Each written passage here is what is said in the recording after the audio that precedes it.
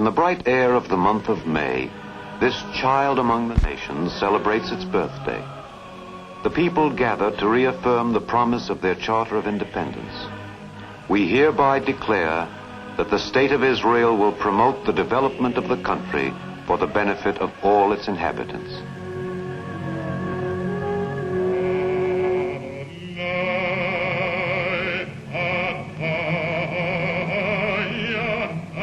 You make the journey east across the Mediterranean, and a question wheels in the air like a wild bird. Has the promise of Israel been kept? Has it worked, and is it working? For the people and by the people. Look at the map, and you see a slim plow blade of a nation dug into the earth between the mountains of Lebanon and the Red Sea, 260 miles from tip to tip.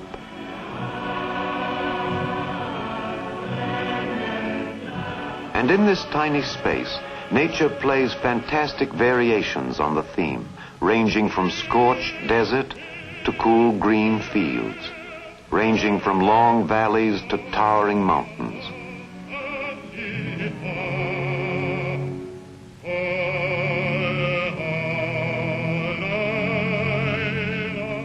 A map is a useful thing, but it has its limitations. There never yet was a map that showed the boundaries of the heart. The heart of Israel is its people. An incredible tapestry woven of strands from the ends of the earth. The exile and the outcast come home at last, bringing their skills, their songs, their secret dreams.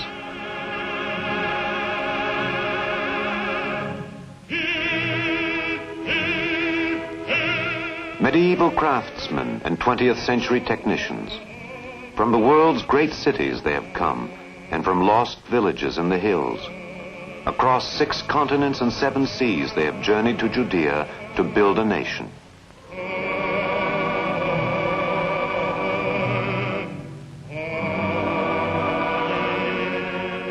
And so you arrive at this distant shore to see for yourself what they have made and are making. Haifa is the gateway. From the bay, your eyes make out a white and gleaming city sprawling down the slopes of Mount Carmel. A city flung like a bridge between the ages. City of the biblical mountain and the electric transformer. City of the prophet Isaiah and the prophet Edison. Its voice is the metal cry of mill whistles, the Nesha cement plant, the Atta cotton mill, fertilizers and chemicals, the Phoenicia glass works. The 500 factories of this San Francisco on the Mediterranean greeting the new day with a sonata of smoke and steel. Down at the harbor, the ships tie up to unload their precious cargoes of Australian wool, Norwegian timber, Pittsburgh steel, machine tools from Michigan and points west. A new nation must survive on imports, and they come COD. Only a small part of the bill being met by exports like these oranges.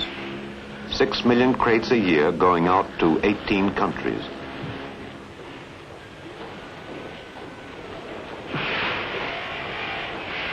The ship's also unloading a cargo of flesh and blood, young immigrant faces alive with hope.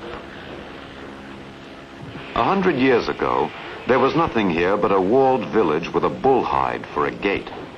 In 1920, it was a small town ringed with swamps. The population was barely 900, half of them down with malaria. Today, Haifa is an industrial city of 150,000, the best port in the Middle East, with immaculate residential sections, with office buildings as modern as Stockholm and St. Louis.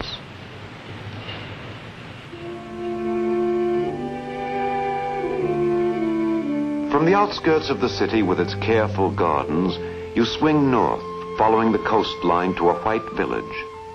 Ramat Hadassah Zold, a reception center where Youth Aliyah welcomes in immigrant children from every corner of the earth, from the back streets of Budapest and the ghettos of Baghdad. Feeds them, clothes them, comforts them, and then sends them on to begin a new life at one of the cluster of Youth Aliyah settlements here in the valley of Jezreel.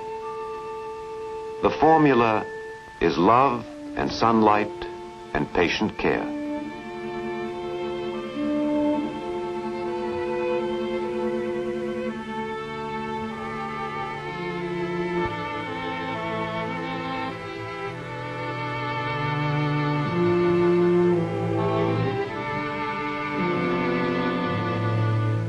The young, exhausted bodies slowly growing strong, eyes growing unafraid, limbs preparing for the leap into the future.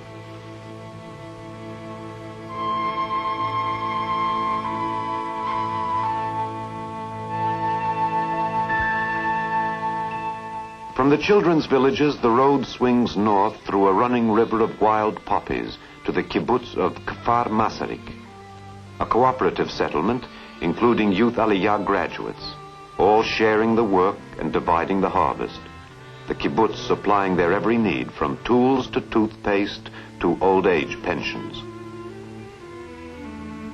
At the edge of the fields lie the man-made fish ponds. Careful feeding produces a new yield every 6 weeks. In the pale dawn, they go down to net the flashing silver carp and load them into trucks with special oxygen tanks to be delivered alive to the cities. For in this land of little meat and much austerity, it is crucial that there be fresh fish for the Sabbath. But of all the products of the kibbutz, this is the richest. Its children, cared for in a community center, watched over with a special kind of fierce pride.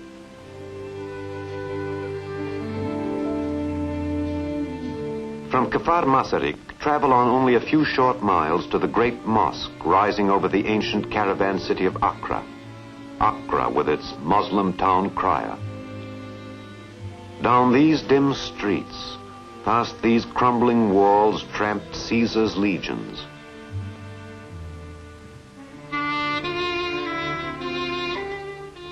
And beyond, the Roman aqueducts march across the countryside with a great, haunting, broken stride. And above them, a village planted like a rare tree on the hillside. Look closely, for these are not ordinary settlers. These are children of the survivors of the Warsaw Ghetto. A salute to the triumph of the garden over the graveyard. The road then curving east towards Safed. East along the old chariot trails, east along the slopes ancient with olive trees and the boot marks of conquerors, to Safed. Safed, the silver city, where Christ preached his Sermon on the Mount. Safed with its twisted streets, with its cast iron balconies and forgotten back alleys that drop down in sudden stairways. A place loved by artists for its pure light and serene, aged dignity.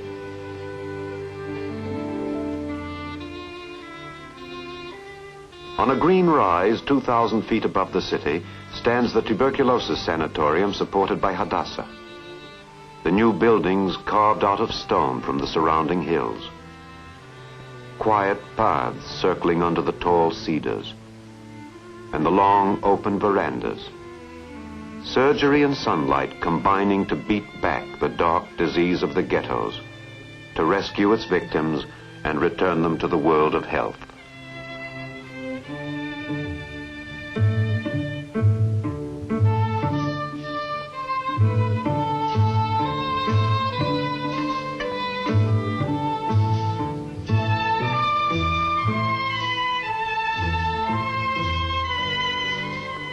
From Safed, you swing a great arc north to the Hule.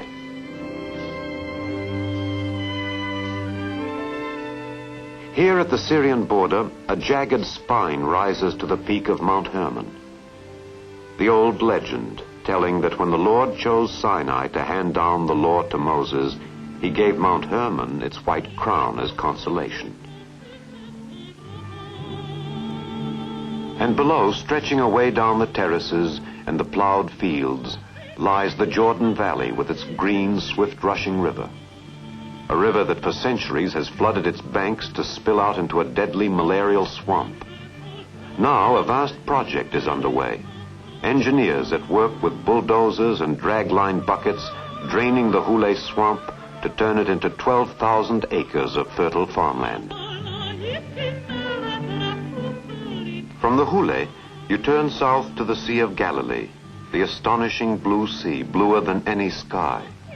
It lies at the edge of Tiberias with its ruined forts of the Crusaders and its modern hotel Galei Kinneret, the dock where you take the boat to Capernaum.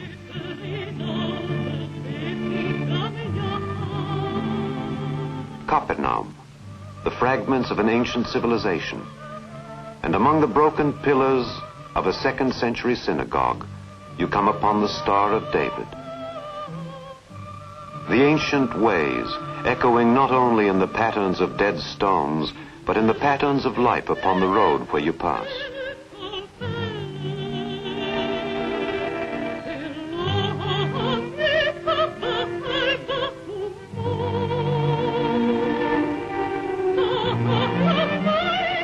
Turning southeast now, climb the high ridge sharp as a knife blade and look down upon the town of Nazareth.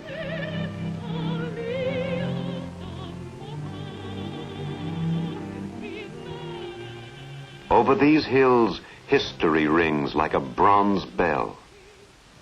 In these streets live 8,000 Christian Arabs, enjoying all the rights of citizens, including social insurance that covers hospitalization, childbirth, widowhood, disability, and unemployment.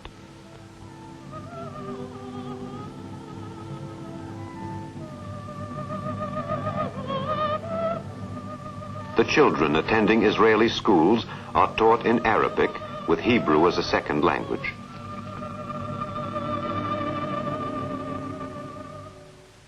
Out of Nazareth, with its famous Church of the Annunciation, we cross the hills of Galilee, the olive groves still looking as they must have looked to Jesus and Jeremiah. And then continue the circle southeast, across the plains of Esdraelon, past Mount Tabor, past the new pine forests, to the junior Hadassah village of Mea Shvea.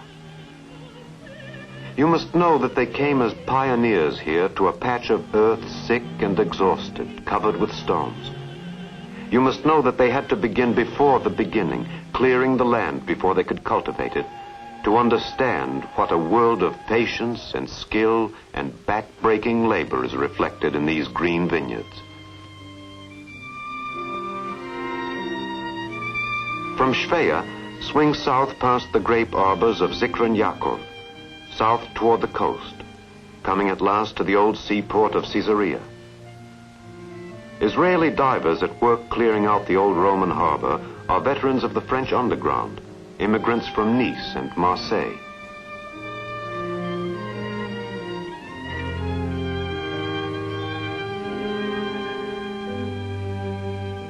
And from Caesarea south again, along the white beaches, along this Riviera of the Middle East with its modern hotels like the Sharon. Tourists spending their days swimming in the Mediterranean and their evenings in nearby Netanya, attending concerts and dance recitals in the Greek theater, the stage seeming to merge with the sea.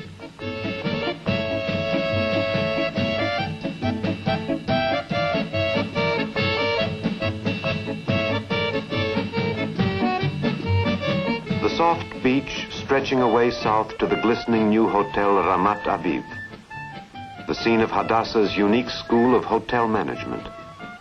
The students test their classroom theories in the laboratory of life, with room clerks and head waiters acting as teachers.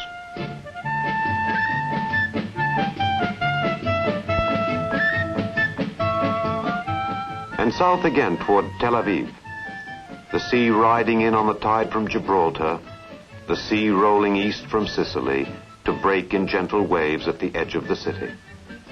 Anyone who lives in Tel Aviv lives with the sea. Incredible to look at these broad avenues, to look at Dizengoff Square with its flashing fountain, and know that all this was born in 1905. Tel Aviv is a babe in arms compared to Rome, or even Rochester. 50 years ago, this was a desolate waste with lizards baking on the sand dunes and wild jackals roaming the hills. Today, the streets are alive with traffic. Today the streets are crowded with shops selling plates designed by Israeli artists and copper candlesticks wrought by Israeli craftsmen. Tel Aviv being also the home of 2/3 of Israel's light industry. The cry of the jackal replaced by the cry of the turret lathe. A city with 6 orchestras and 60 string quartets and half a dozen theaters, including the world-renowned Habima. And from the outskirts of Tel Aviv, it is only a step into Jaffa. At the time of Solomon, this was Judea's leading seaport, now a quiet ghost of its former glory, as most of the shipping turns north to the new docks of Haifa. And below Jaffa lies Lydda, its great airport serving Israel's airline, El Al, as well as the passenger planes of 13 foreign nations. The road leading south from Lydda to Rehovot, home of the Weizmann Institute, where world-famous scientists chart the contours of a world of pure research. From Rehovot, the road drives south to plunge like an arrow into the rolling hills of Israel's frontier, the Negev. The first settlers came here to a lonely wilderness. They came with nothing, with their bare hands and a bucket of hope. Stubbornly planting trees along the dusty roads, planting settlements upon the stone hills, bringing in their water from miles away, hoarding it as though it were liquid silver.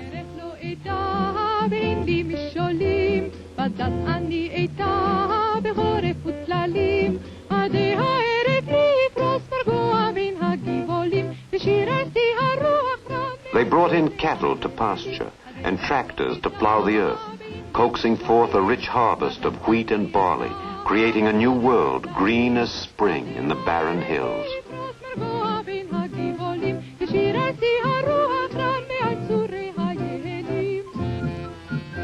They set up their scattered settlements among the wandering tribes of Bedouins. Jew and Arab alike reaching out to the reassuring hand of Hadassah, the visiting nurses, and the white ambulances servicing the vast area of Beersheba.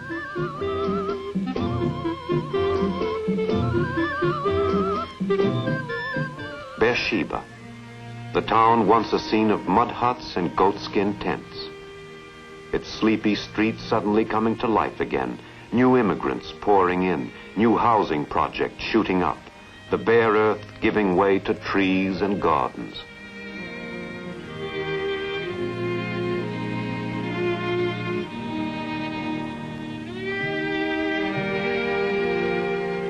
And the first municipal building, a school, opening its doors for these sons and daughters of the pioneers. Always from the first days of this town's revival, the heart of Beersheba was Hadassah's Chaim Yaski Hospital. Its courtyard and clinic and quiet wards, a refuge from the merciless war against the desert. Its nurses and doctors serving patients of all faiths.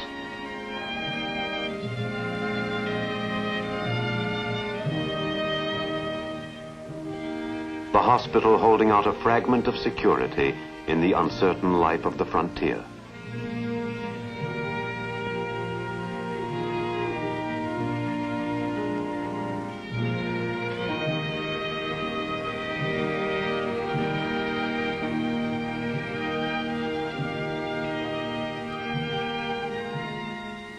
From Beersheba, the road turns east across a burning landscape of hills looking as though they'd been chopped out with a great axe.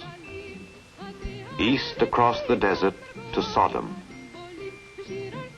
Down the rocky cliffs, the new highway slicing like a smooth black blade from Beersheba to the Dead Sea.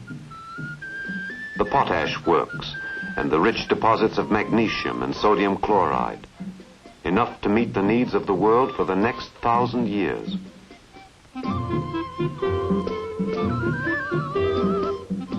And from Sodom, the Wadi Araba, running to the southern tip of Israel and the Gulf of Aqaba. The town of Elat, the beach of white coral, and the water flowing toward where Moses led his children out of bondage across the Red Sea.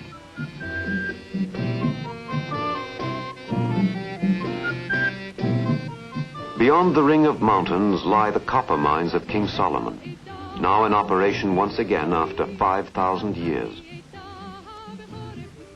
And from Eilat you turn north again into the Jerusalem corridor.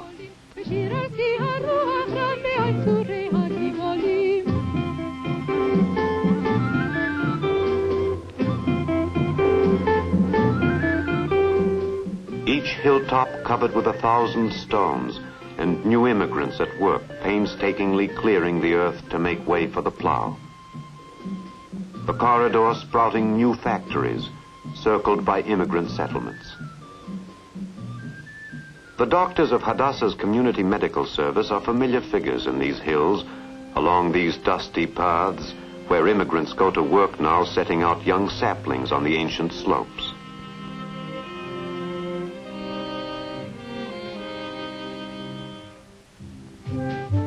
The land giving birth to the new forests of the Jewish National Fund.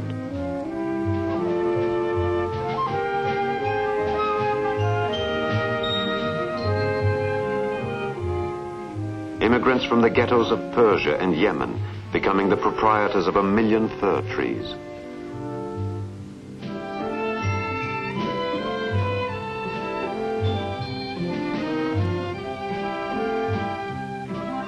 Not that the immigrants arrived with empty hands. Far from it. To corridor settlements like Talpiot, they bring all the varied, bright-colored weave of their many cultures. The fruits of their patient hands flooding the marketplace. The poetry of Moroccan folk sayings and the sound of Kurdish music riding on the wind.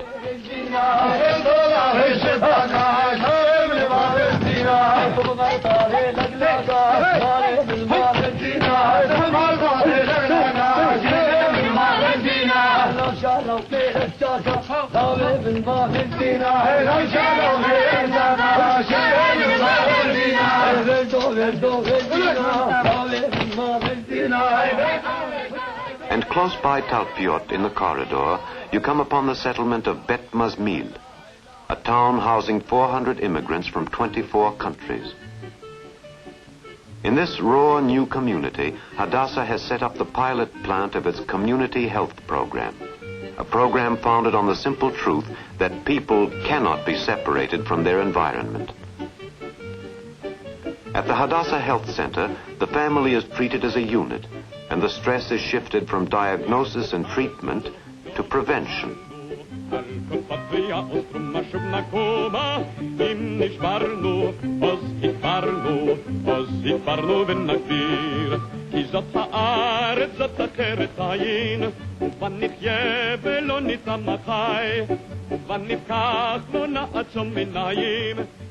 The work at Bet Mazmil serving as a living proof of the bright future of community medicine, and also as a potential training ground for student doctors, nurses, and social workers.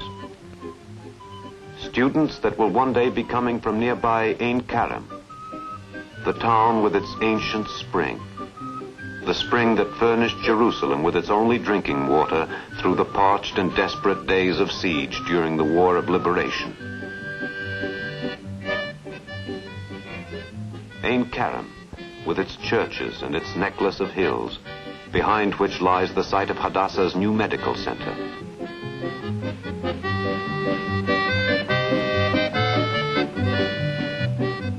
The groundbreaking ceremony marking the formal beginning of what will one day be the home of a great modern hospital and of the Hebrew University Hadassah Medical School.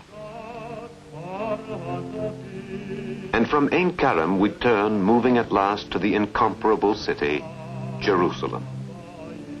The place is named in an ancient tongue. You will find it mentioned in the book of Genesis. You will find it written down on scrolls of cracked papyrus dug up from the tombs of Egypt. Yerushalayim, the city of peace. You ride in down the Jaffa Road, past the shops with their rolled iron shutters, past the market stalls, the smell of spices and sweet corn, the peddlers of tea and Turkish coffee.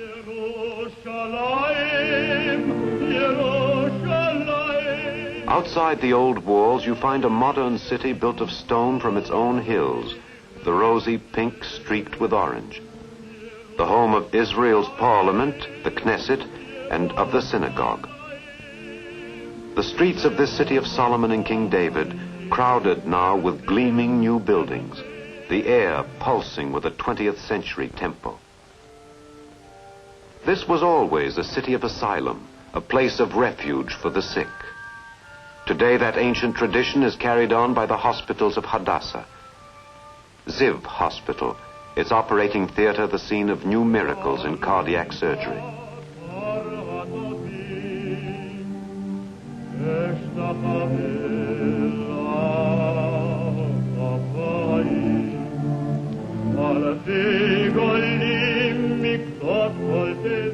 Hospital Dalid, Hospital Aleph, Hospital Gimel, its lawns washed in sunlight, its expert technicians specially trained for the treatment of tubercular children.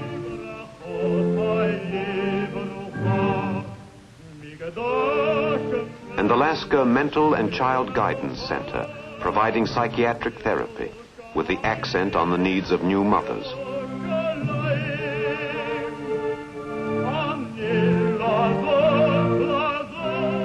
The staffs of all the hospitals strengthened by a stream of graduates from Hadassah's School of Nursing, its work attracting world-famous visitors like Helen Keller.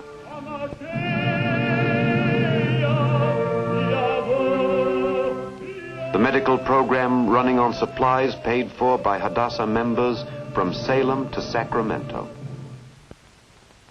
An ancient city, yes, and a city of asylum. But most of all, Jerusalem was always a city of learning, and it is this heritage that flowers now in the classroom laboratories of the medical school, where students from 20 lands take up the art of healing.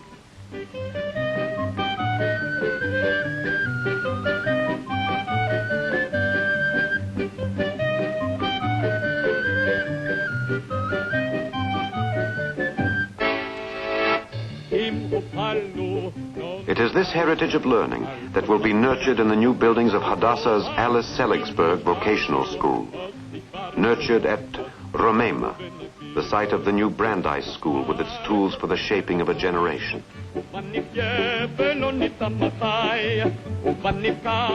Up from Jerusalem now, up from the hills of Israel, from the Hule and the Galilee, there sounds a song for a new morning.